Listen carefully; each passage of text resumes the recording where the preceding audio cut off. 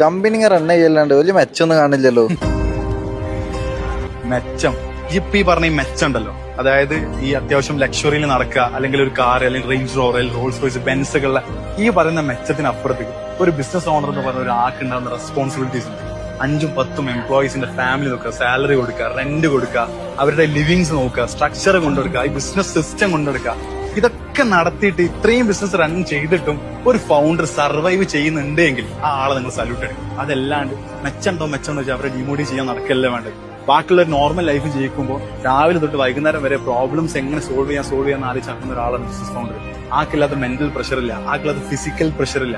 ഒരു കമ്പനി തുടങ്ങിയിട്ട് അത് ക്വിറ്റ് ചെയ്യാണ്ട് മുറുകെ പിടിച്ച് ഹോൾഡ് ചെയ്ത് ബാക്കിയുള്ളവരുടെ മുന്നിൽ തല ഉയർത്തി നടക്കേണ്ടി വരും. സോ ഈ നടക്കുന്ന സമയത്ത് നിങ്ങളുടെ ഈ മെച്ചം അളക്കുന്ന സ്കെയിൽ ഒന്ന് മാറ്റി പിടിക്കുക. ഒരിക്കലും ആളുടെ ലൈഫ് സ്റ്റൈലിലോ ആളുടെ കാറോ അല്ലെങ്കിൽ ആളുടെ വീടോ അല്ല.